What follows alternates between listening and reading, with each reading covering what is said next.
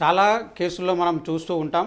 Criminal breach of trust కానివ్వండి, లేదంటే cheating case కానివ్వండి పెట్టడాన్ని మనం చూస్తూ ఉంటాం. అయితే ఈ రెండింటికి మధ్య అంటే చాలా కేసుల్లో ఈ రెండు రకాల కేసులకు సంబంధించినటువంటి సెక్షన్స్ వాటిలో పెడుతూ ఉంటారు.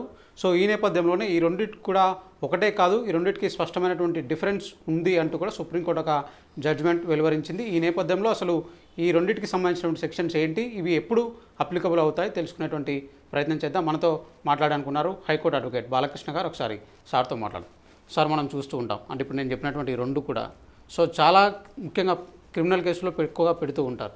సో నిజంగా ఒక నేరానికి సంబంధించి రెండు సెక్షన్స్ పెట్టొచ్చా ఏంటి అసలు? రైట్. ముందుగా క్రిమినల్ బ్రీచ్ ఆఫ్ ట్రస్ట్ అంటే ఏంటి, అలాగే చీటింగ్ అంటే ఏంటి, ఈ రెండు చూద్దాం. సెక్షన్ 405 ఐపీసీలో క్రిమినల్ బ్రీచ్ ఆఫ్ ట్రస్ట్ అంటే ఏంటో డిఫైన్ చేశారు. సెక్షన్ 415లో చీటింగ్ అంటే ఏంటో డిఫైన్ చేయబడింది. 405లో ఉన్న క్రిమినల్ బ్రీచ్ ఆఫ్ ట్రస్ట్ కానీ పాల్పడితే 406 ప్రకారం నేరం, దాని నిమిత్తం 3 ఏళ్ళు జైలు శిక్ష. అలాగే 415లో ఉన్నటువంటి చీటింగ్కి పాల్పడితే 420 ప్రకారం అదొక నేరం, దాని నిమిత్తం 7 సంవత్సరాల వరకు జైలు శిక్ష పడే అవకాశం ఉంది. అసలు ఈ రెండింటికి ఉన్నటువంటి ఫండమెంటల్ డిఫరెన్స్ ఏమంటే, ముందుగా క్రిమినల్ బ్రీచ్ ఆఫ్ ట్రస్ట్ అంటే ఒక ప్రాపర్టీని మీకు ఒక పర్పస్ కోసం ఎంట్రస్ట్ చేశాం. ఎంట్రస్ట్ చేసేటప్పుడు మీకు ఏ ఇల్ ఇంటెన్షన్ లేదు.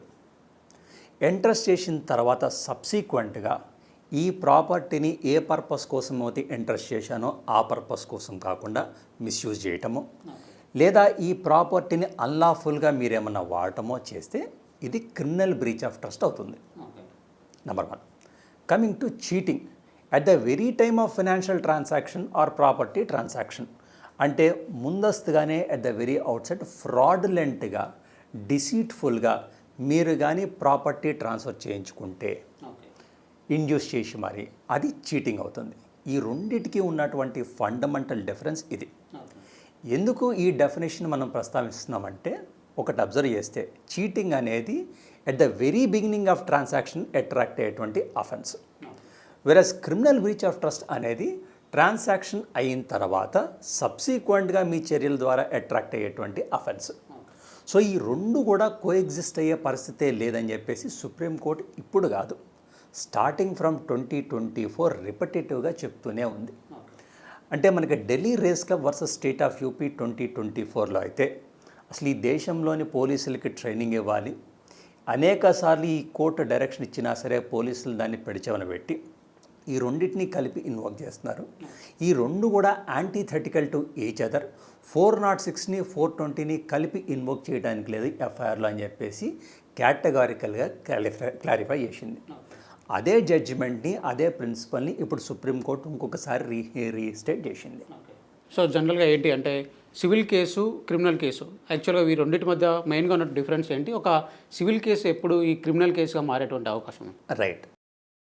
సివిల్ కేసు అంటే it is a dispute between private parties, మీకు నాకు ఉన్నటువంటి ఒక వివాదం.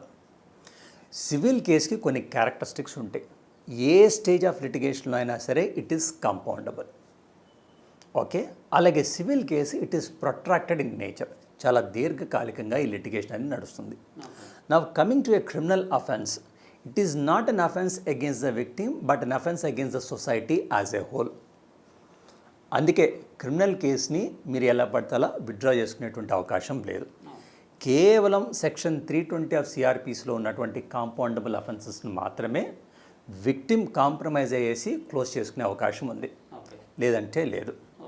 అలాగే criminal matter compare to civil matter కొంత త్వరితగతిన క్లోజ్ అవుతూ ఉంటుంది. చాలా సందర్భాల్లో ఈ సివిల్ వివాదం జరిగినప్పటికీ డెలిబరేట్గా కంప్లైంట్ ఏమంటే క్రిమినల్ కేసు రిజిస్టర్ చేయిస్తూ ఉంటారు. ఎందుకు? ఎప్పుడైతే ఒక ఎఫ్ఐఆర్ రిజిస్టర్ అవుతుందో, క్రిమినల్ కేసు అవుతే ఉందో, ఆ భయంతో అయినా సరే ఎక్యూజ్డ్ కాంప్రమైజ్ అయ్యి ఒక సెటిల్మెంట్కి వస్తాడు, డబ్బులు ఇస్తారేమో అని చెప్పేసి. ఇన్ఫ్యాక్ట్ ఇదే అంశాన్ని కూడా సుప్రీంకోర్టు ఢిల్లీ రేస్ క్లబ్ జడ్జిమెంట్లో ప్రస్తావించింది. ఫ్రీక్వెంట్గా సివిల్ వివాదాలకి క్రిమినల్ కాంటోర్స్, క్రిమినల్ కలర్స్ ఇవ్వటం అనేది సరికాదు. ఇన్ఫ్యాక్ట్ అలా చేయటాన్ని మనం నివారించాలి అంటే ఎప్పుడైతే సివిల్ వివాదాన్ని క్రిమినల్ వివాదంగా మారుస్తారో, ఇది ఎక్విటల్ అవుతుందో, సబ్సిక్వెంట్గా కంప్లైనెంట్కి under 250 of CrPC compensation pay చేయమని కూడా కోర్టు ఆర్డర్ ఇవ్వచ్చు. అంటే ఫర్ ఎగ్జాంపుల్ నేను ఒక కంప్లైంట్, మీరు ఎక్యూజ్డ్, ఒక రాంగ్ క్రిమినల్ కేసు మీ మీద ఇన్వోక్ చేయించాను. సబ్సిక్వెంట్గా ఈ క్రిమినల్ కేసు నుంచి మీరు ఎక్విట్ అయిపోయారు. కోర్టు నాకు అండర్ సెక్షన్ 250 ఆఫ్ సిఆర్పిసి ఒక డైరెక్షన్ ఇవ్వచ్చు. తప్పుడు కేసు పెట్టి ఇతన్ని అనవసరంగా ఇబ్బంది పెట్టారు కాబట్టి శారీరకంగా కావచ్చు, మానసికంగా కావచ్చు, ఆర్థికంగా కావచ్చు, ఇంత మొత్తం కంపెన్సేషన్ ఇవ్వమని చెప్పి కోర్టు నాకు ఆర్డర్ ఇచ్చేటువంటి అవకాశం కూడా ఉంది. ఎందుకు ఇది ప్రస్తావిస్తున్నామంటే అనేక సందర్భాల్లో 406, 420ని దుర్వినియోగం చేసి సివిల్ వివాదాలకి క్రిమినల్ కలర్ ఇచ్చేసి తప్పుడు కేసులు పెడుతున్నారు. కాబట్టి ఆ తప్పుడు కేసుల నుండి నిందితుడు బయటపడిన తర్వాత కోర్టు అవసరం అనుకుంటే 250 ప్రకారం కంప్లైనెంట్ని కంపెన్సేషన్ పే చేయమని కూడా డైరెక్షన్ ఇవ్వచ్చు. ఓకే. సో ఈ మధ్యన కొన్ని చూస్తున్నాం, అంటే అమ్మాయిల అబ్బాయిల మధ్య వివాదాల్లో కూడా ఈ 420 కేసు అనేది, చీటింగ్ కేసు అనేది ఎక్కువగా పెడుతూ ఉన్నారు. సో నిజంగా అది అక్కడ కూడా అప్లికబుల్ అవుతుందా ఏంటి? రీసెంట్ పాస్ట్లో ఉన్నటువంటి ఒక ఫినామినన్ ఏమంటే, ఎప్పుడైతే ఇద్దరికి లవ్ రిలేషన్షిప్ స్ట్రెయిన్ అవుతుందో ఏదర్ సెక్షన్ 69 ఆఫ్ బిఎన్ఎస్ లేదంటే చీటింగ్ అండర్ 318 ఆఫ్ బిఎన్ఎస్ ఈ సెక్షన్ని ఇన్వోక్ చేస్తున్నారు. 69 ఇన్వోక్ చేస్తే వీళ్ళిద్దరి మధ్య సెక్షువల్ ఇంటర్ కోర్స్ జరిగిందని చెప్పి ఎస్టాబ్లిష్ అవుతుంది. కాబట్టి కొన్ని సందర్భాల్లో అమ్మాయిలు ఏం చేస్తారంటే 318 అంటే పాత చట్టంలోని 420 ఇప్పుడు 318 అయింది బిఎన్ఎస్లో, భారతీయ న్యాయ సంహితలో చీటింగ్ అనేటువంటి కేసు కూడా ఇన్వోక్ చేపిస్తూ ఉన్నారు. అసలు ఇలాంటి స్ట్రెయిన్డ్ లవ్ రిలేషన్షిప్స్లో 420 కానీ లేదా 318 ఆఫ్ బిఎన్ఎస్ కానీ వర్తించేటువంటి అవకాశమే లేదు. మనమే కర్నూలు నుంచి వచ్చినటువంటి ఒక కేసులో 318 ప్రకారం లవ్ రిలేషన్ స్ట్రెయిన్ అయినప్పుడు 318 ప్రకారం అబ్బాయి మీద కేసు పెడితే దాన్ని హైకోర్టులో క్వాష్ చేయించినటువంటి సందర్భం రీసెంట్గానే జరిగింది. ఓకే. సో అంటే ఒక నేరం జరిగినప్పుడు ఆ నేరానికి సంబంధించి 2 సెక్షన్లు కూడా, అంటే క్రిమినల్ బ్రీచ్ ఆఫ్ ట్రస్ట్ కానీ చీటింగ్ కానీ 2 సెక్షన్లు పెట్టినప్పుడు ఆ కేసులను కొట్టేసేటువంటి అవకాశాలు కూడా ఉంటాయి. ఆ గ్రౌండ్ మీద పూర్తిగా కొట్టేసేటువంటి అవకాశము ఉంది, నంబర్ 1. నంబర్ 2, లేదు అంటే జడ్జి గారు ఈ 2 సెక్షన్లో ఏదో ఒకటే రెలవెంట్ అప్రాప్రియేట్ సెక్షన్ అని చెప్పేసి అదర్ సెక్షన్ని తొలగించేటువంటి అవకాశం కూడా ఉంది. బట్ ఈ 2 అయితే కోఎగ్జిస్ట్ అయ్యి మర్డర్ ట్రయల్కి వెళ్ళేటువంటి అవకాశమే లేదు. ఒకవేళ అసలు ఇది సివిల్ వివాదం 406 కానీ 420 కానీ 2 కూడా వర్తించేటువంటి అవకాశం లేదు అంటే హైకోర్టు క్వాష్ పిటిషన్ ద్వారా కేసును పూర్తిగా కొట్టేసే అవకాశం కూడా ఉంది. అలాగే ఇంకొక విషయం, బ్రీచ్ ఆఫ్ కాంట్రాక్టువల్ టర్మ్స్ జరిగినప్పుడు, అంటే ఫర్ ఎగ్జాంపుల్ మీకు నాకు ఒక ఒప్పంద పత్రం ఉంది, అది అగ్రిమెంట్ అవ్వచ్చు లేకపోతే ఏదో ఒక ఇది అవ్వచ్చు.